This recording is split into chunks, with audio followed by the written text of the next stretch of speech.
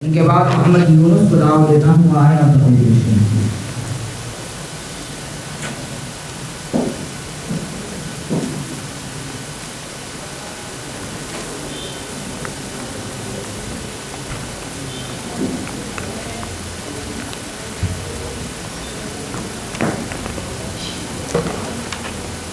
السلام علیکم ورحمۃ اللہ وبرکاتہ نحمده ونصلي على رسوله الكريم اما بعد قال الله تبارك وتعالى في كتاب المبين فأعوذ بالله من الشيطان الرجيم بسم الله الرحمن الرحيم فسيكفيكهم الله وهو السميع العليم صدق الله العظيم۔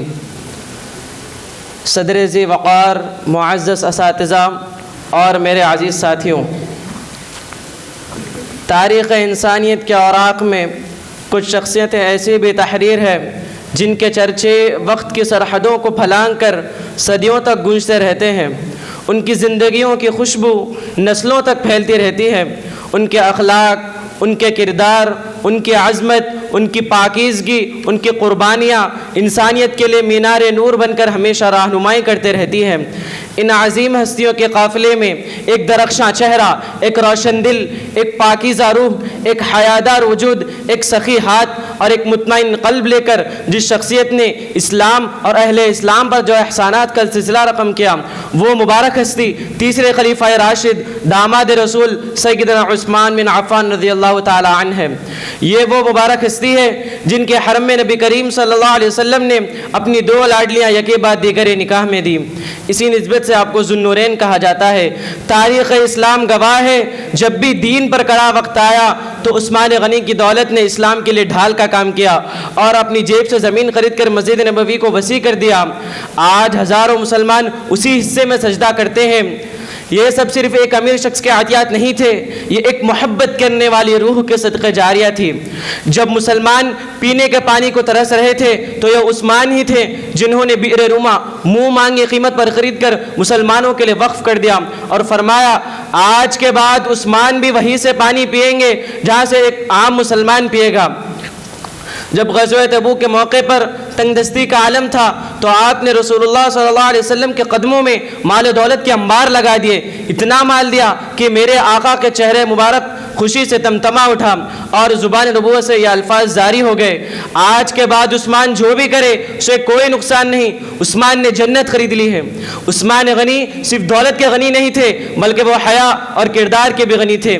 یہ وہ باحیا انسان ہیں جن کے بارے میں خود نبی کریم صلی اللہ علیہ وسلم نے فرمایا میں اس شخص سے کیوں حیا نہ کروں جس سے آسمان کے فرشتے بھی حیا کرتے ہیں۔ یہ وہ مقام ہے جو کائنات میں کسی اور کو نصیب نہیں ہوا۔ آج اگر ہمارے ہاتھوں میں قرآن مجید ایک ہی قرأت اور ایک ہی ترتیب کے ساتھ محفوظ ہے تو یہ سیدنا عثمان بن عفان رضی اللہ تعالیٰ عنہ کا احسان عظیم ہے۔ آپ نے امت کو انتشار سے بچایا اور قرآن کو ایک ہی لہجے پر جمع کر دیا، اسی لیے دنیا آپ کو جامع القرآن کے نام سے یاد کرتی ہے۔ مگر افسوس صد افسوس کہ مدینہ منورہ کی گلیوں نے وہ سیاہ دن بھی دیکھا جب محسن اسلام کو اپنے ہی گھر میں قید کر دیا گیا، 40 دن تک اس ہستی پر پانی بند رکھا گیا جس نے پوری امت کو پانی پلایا تھا۔ باغیوں نے گھر کا محاصرہ کر لیا۔ صحابہ نے عرض کیا اے امیر المؤمنین اجازت دیجئے ہم آپ کا دفاع کریں گے، ان باغیوں کا سر کچل دیں گے، مگر قربان جائیں اس مظلوم مدینہ کے صبر پر۔